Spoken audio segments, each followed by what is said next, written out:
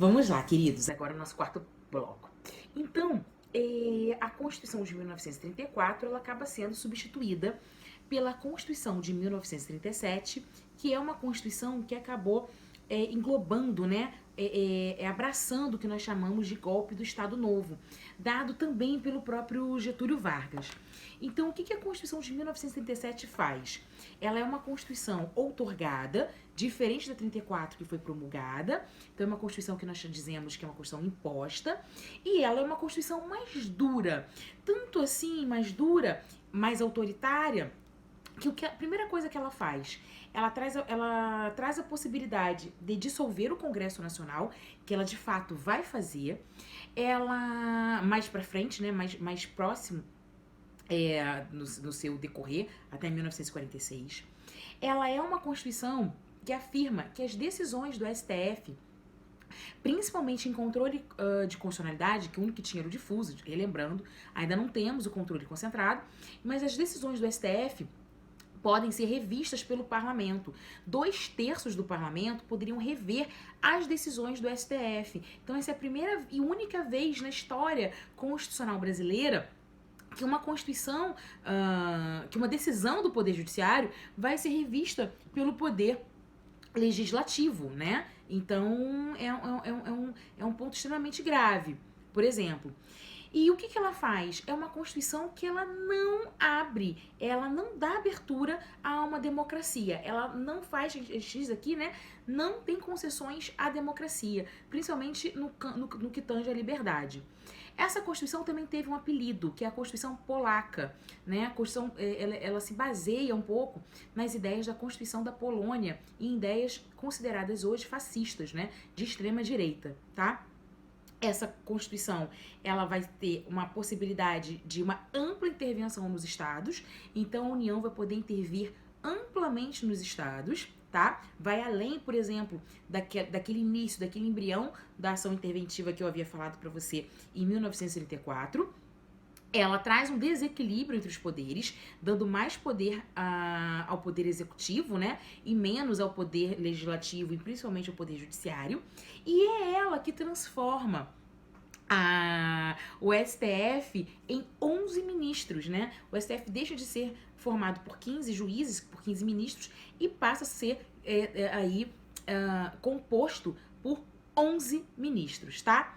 E lembra que eu falei pra você que na Constituição de 34 nós tínhamos a previsão do mandato de segurança e da ação popular? Pois é, a Constituição de 37 foi tão grave, que ela retirou o mandato de segurança e ação popular. Nós vamos ter a Constituição de 67 e nem essa Constituição fez essa retirada, mas a Constituição de 34 fez. Ela retirou o mandato de segurança e ação popular da sua previsão. Muito que bem. Essa Constituição ela não tem vida longa, até mesmo porque quando Vargas cai, né, o Estado Novo termina, nós temos a Constituição de 1946, que é considerada a primeira Constituição com o objetivo de redemocratização. A nossa Constituição atual, de 88, se ela tivesse que encontrar uma irmã nas constituições passadas, ou não propriamente uma irmã, o texto não é idêntico, mas um texto um pouco mais próximo, um pouco mais consentâneo, vou botar aqui para você ver melhor, seria a Constituição de 1946, por exemplo, porque ela também tem essa ideia de redemocratização. E o que a Constituição de 46 traz de importante pra gente? Bom, ela traz o Congresso Nacional de volta, a não possibilidade de dissolução do Congresso, de não cassação de direitos políticos, como houve em 1937. Ela trouxe aí o habeas corpus, o mandado de segurança, a ação popular como ações constitucionais, o STF com 11 ministros e sem que suas decisões sejam revistas pelo poder legislativo. Ela traz a possibilidade de voto, e agora o voto é masculino, é feminino, só os analfabetos que realmente não votam, tá? Então, a Constituição de 1946 acaba sendo mais efetiva no voto feminino. E essa Constituição ela vai ser emendada em 1965. Então, em 1965, nós vamos ter a Emenda Constitucional 16. Emenda Constitucional 16, de 65, que vai emendar a Constituição de 46 e, finalmente, inserir no Brasil o controle de constitucionalidade concentrado, com duas ações: ação direta de inconstitucionalidade e representação de inconstitucionalidade. A ADI para as normas federais e a representação de inconstitucionalidade para as normas estaduais, né, com fulcro, na Constituição do Estado. Então, já essa divisão, né, da ADI tendo como parâmetro a Constituição Federal e a RI tendo como parâmetro a Constituição Estadual. Mas nós só tínhamos um único legitimado. Em âmbito federal, Constituição Federal, o Procurador-Geral da República. Em âmbito estadual, o Procurador-Geral de Justiça. Tranquilo? Ótimo. Mas essa Constituição, ela acaba sendo substituída por duas outras, que é a Constituição de 67 e de 69. Eu vou considerar, como a maioria da doutrina considera, que houve uma única Constituição em 67 e com uma grande emenda em 69, porque, na verdade, essas Constituições de 67 e 69 são as Constituições que vigoraram durante o período militar, a ditadura militar. Saímos da ditadura do Estado Novo, passamos por um período de redemocratização, depois caímos numa ditadura militar, não só nós, mas como toda a América Latina. E o que a gente pode falar dessa Constituição? Porque é interessante agora, é importante a gente estudar e entender o seguinte. Olha só, a Constituição de 67, ela de fato, ela vai trazer uma hipertrofia do Poder Executivo. Se na Constituição de 37 já havia o Poder Executivo com mais competências, a Constituição de 1967, ela traz essa grande hipertrofia do Executivo justamente diante de uma questão ditatorial. Só que entre 67 e até 68, essa Constituição ditatorial, nós dizíamos que ela era uma ditadura aí envergonhada. Essa expressão não é minha, essa expressão é do jornalista Hélio Gaspari. O Hélio, ele escreveu 5 livros sobre a fase da ditadura. E o primeiro livro que ele escreve é Ditadura Envergonhada. E por que ele fala isso? Isso é importante para o seu estudo de direito constitucional. Ele fala, olha, quando a Constituição de 67 veio, e ele conta do ponto de vista jornalístico, e eu vou fazer a fusão com o ponto de vista jurídico para você. Eles, como era um novo poder, era natural que colocasse uma nova Constituição. E é verdade, era uma nova estrutura de poder. Só que ela já traz uma hipertrofia do Estado e ela traz uma fachada liberal. Quando nós analisamos a Constituição de 67, queridos, ela tem uma fachada de ser uma Constituição liberal. Ela traz um rol de direitos fundamentais extremamente extenso. Direitos fundamentais individuais. Se você achar que a Constituição de 67 não trouxe rol de direitos fundamentais, você está errado, você está enganado. Foi um rol extenso. Mas sabe qual era o artigo que trazia esse rol extenso? Artigo 150 da Constituição. Não estava no início. Estava no meio da Constituição, né? Já para o final, esse rol extenso. Então, esse rol extenso, na verdade, ele vai dizer pra gente que era uma Constituição apenas de fachada. Uma Constituição simbólica. Por exemplo, nós vamos ver daqui a pouco as classificações da Constituição. Então, era só um símbolo. De fato, aquele artigo, aquele rol extenso de direitos fundamentais, na prática, ele não era exigido, ele não era implementado. Tudo bem? Mas nós existíamos. Só que ela era, na verdade, estava envergonhada. A ditadura não queria se impor. Ela falou, não, é um governo militar, mas aqui os seus direitos fundamentais estão todos garantidos aqui. Só que o que acontece? Essa Constituição, como todas as outras, vão sofrer do mesmo mal, é o mal da inefetividade. Ela é inefetiva. Né? As outras constituições que nós estudamos, tem um rol legal e tal, mas ela não tem uma efetividade, ela não conversa com a sua população, ela não conversa com o povo. Já não tem esse diálogo, não tem essa ideia, essa criação de organismo vivo de Constituição. Então, como não tem essa ideia de organização, no período passado, as outras constituições, elas coexistiam com os códigos. Né? Nós vivemos a era da codificação de forma mais atrasada. Do direito civil, do direito tributário, do direito penal, do direito de processo penal. É a partir da década do direito civil de 1916, mas a partir da década de 40 que nós vivemos uma grande fase de codificação no Brasil. Um século depois do que a Europa viveu, por exemplo. Então, essa Constituição de 67, ela também é inefetiva. Então, ela tem esse nome, esse símbolo, e de fato o governo ele passa a regulamentar, a trazer as questões importantes por meio dos atos institucionais. AI-1, AI-2, AI-3, até chegar ao AI-5 em 1968. Quando vem o AI-5, o que o AI-5 faz? Ele, na verdade, os atos institucionais, eles tinham uma hierarquia até a mais que a Constituição, maior que a Constituição.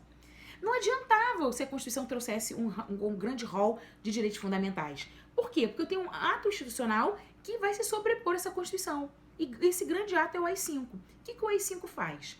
Ele caça mandatos de parlamentares e de ministros do STF, tá? 3 ministros do STF tiveram seus mandatos, não eram nem mandatos, né? Foram cassados do seu exercício, foram aposentados compulsoriamente.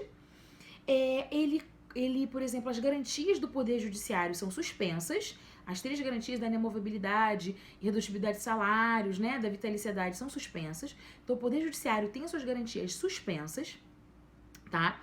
Cassação de alguns parlamentares. A censura é estabelecida de fato, né, sobre questões artísticas. Eu não sei você, mas eu vim da década de 80. Então, a ditadura terminou oficialmente em 85. Então, eu estava extremamente acostumada, no início da década de 80, falar algo ou ver algo, seja em televisão, né? O cinema era mais distante da gente ir, mas eu frequento cinema desde muito nova. Mas era muito comum a gente ser educado com algo e eu ser educada da seguinte forma na minha família. Mas cuidado, porque talvez isso seja censura. Mas cuidado, será que pode-se ler esse livro? Eu não sei se você, eu vivi isso. Nesse finalzinho, né, da década, já que ela terminou em 85. Mas no início da década de 80, a gente tinha muito isso. E até depois, quando terminou, de fato, quando veio a Constituição em 88, era muito comum na minha casa se pensar assim, mas a gente pode fazer isso? A gente pode pensar assim? A gente pode comprar esse livro? Eu fui educada com muitos livros. Vamos comprar esse livro? Olha, será que é censura? Nossa, onde é que está indo a censura? Por quê? Porque isso estava enraizado na minha família, né? Eles viveram esse período. Será que pode? Será que não pode? Enquanto que a gente fomos aprendendo juntos aos poucos que a censura não existia mais a partir de 88. Mas essa ideia de censura não veio pela Constituição de 67, nem pela Constituição de 69, veio pelo ato institucional. E ainda, o AI-5 ele permitiu a tortura. Ele era permitido que você fizesse penas, inclusive penas cruéis, né, e penas de tortura contra aquelas pessoas que fossem julgadas que tivessem feito um ato contra o Estado. Não é verdade? E ele de fato coloca o Congresso Nacional em recesso. A Constituição 69, um ano depois, ela vem de fato, que eu não acho que é uma Constituição, de novo, a maioria da doutrina se filia que é uma grande emenda à Constituição, porque ela não altera o Estado, ela não altera os rumos, ela vai de fato abrandar em alguns pontos, em alguns momentos, o recrudescimento trazido pelo AI-5, mas não vai bastar, porque ela era só um nome, de fato não tinha uma efetividade, e a grande questão que ela vai trazer pra gente vai ser, ao final, que também não vai ser por meio da emenda constitucional, mas ela vai possibilitar depois que eu tenha decisões e decretos, né, presidenciais, para que haja uma abertura democrática, para que haja um fim de um regime ditatorial e uma nova Constituição, como nós vamos chegar na Constituição de 88. Tudo bem? Que é uma Constituição democrática, uma Constituição que contra-majoritária, que tenta conjugar as vontades de vários setores da sociedade, e uma Constituição que pugna todo dia justamente por essa liberdade e por essa igualdade material, né? Uma vez que nós vivemos num país excludente e concentrador. Isso é um fato, né? Isso independente de qualquer coisa. Então, veja que a nossa Constituição atual é muito jovem, ela só tem 30 anos, ela vai fazer 31 anos agora em outubro de 2019. Mas ela é uma Constituição jovem, ela é uma Constituição que democracia é uma construção, né? É um trabalho, é uma luta diária. Então, pensar que essa Constituição tem uma perfeição, não, ela não visa essa perfeição. Ela visa que você, delegado, né, vamos passar por cada função que você esteja estudando. Por exemplo, você delegado, você futuro delegado é a primeira pessoa que tem contato aí com um aviltamento da Constituição. Você é um garantidor do contrato social. Ela visa que o promotor de justiça, lá atrás, o artigo 127 e 129, por exemplo, essa possibilidade do promotor de justiça, tanto em âmbito civil quanto em âmbito penal, né, âmbito penal não só denunciar, mas investigar, mas auxiliar, né, nessa investigação a polícia. No âmbito civil, essa proteção ao direito difuso, coletivo, individual, homogêneo.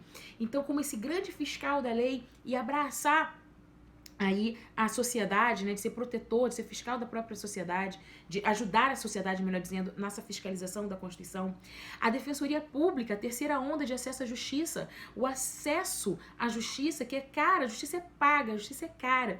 Então, para as pessoas pobres ou pessoas, os hipossuficientes, né, e hoje a gente não tem mais o hipossuficiente, a gente tem o hipervulnerável, que é um outro ponto, que também vai precisar dessa ajuda, tanto da Defensoria Pública como do Ministério Público. E ela traz as garantias para os juízes, afirmando, o juiz também, o juiz que faz parte do o Poder Judiciário também representa a população, e como ele não é eleito, ele tem essas três garantias, e ele pode decidir não por uma pressão social, mas de acordo com a Constituição. É por isso que é pautado também o Código de Ética da Magistratura, por exemplo. Então, ela tenta trazer uma outra, é uma abertura, ela nós mudamos 180 graus de fato, então ela tenta a todo momento ser contra, né, a maioria, colocar um novo tipo de Estado, e isso, meus amigos, é só com a construção, não é da noite pro dia, né, é só de uma questão paulatina.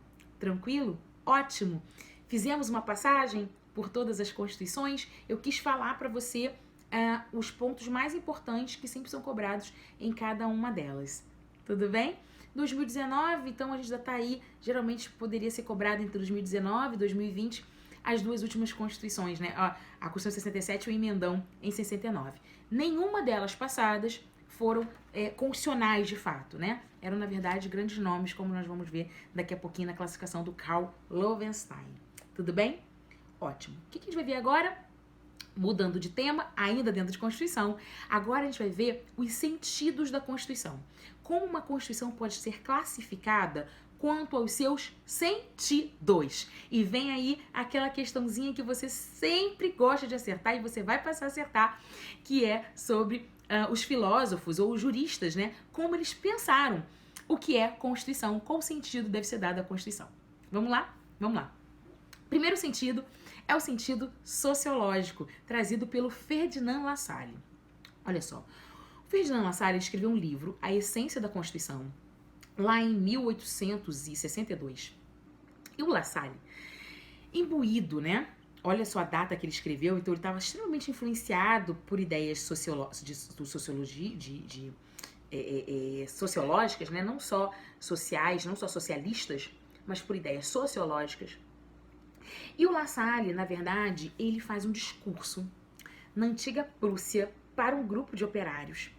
E esse discurso que ele faz, o nome é A Essência da Constituição, que depois se transforma no livro dele, ele era advogado, e ele fala o seguinte, ele diz que a Constituição, na verdade, ela é uma Constituição que vai conjugar os reais fatores de poder. Então, nessa Constituição, o que eu encontro nela ali é um Estado esse que vai ter os fatos sociais, vão ter as reais relações de poder.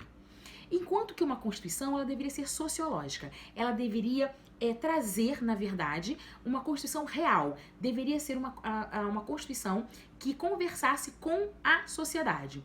A Constituição sociológica é aquela que reflete a sociedade, nua e crua, como a sociedade é. Então ele vai falar o seguinte, olha só, uma Constituição, ela vai ser real, vai ser de fato, quando for uma Constituição que traga as mazelas da sociedade, como a sociedade se comporta.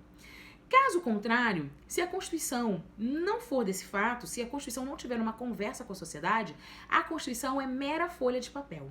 Então ele vai afirmar que se num determinado estado, né, vamos botar assim, um país de um determinado estado, país, logo senso, eu tiver exemplares da Constituição e esses exemplares se perderem, ora, é simples. Se for uma Constituição real, uma Constituição efetiva, basta eu de novo reescrever a Constituição. Agora, se for uma mera folha de papel, se for uma Constituição que não conversa com a sociedade, uma Constituição que só reflete os reais fatores de poder, eu não tenho Constituição. Então a grande briga ali com o La Salle, né, ele falar, olha, as constituições, na verdade, elas não passam de mera folha de papel, porque elas não refletem a realidade social, tá? Então, por isso que ele acha que a concepção sociológica da Constituição passa por um texto que reflita, de fato, o que nós temos, as mazelas, os problemas que nós temos na sociedade. Tranquilo? Vamos para o próximo bloco para a gente continuar vendo essas classificaçõezinhas da Constituição com o seu sentido. Te aguardo.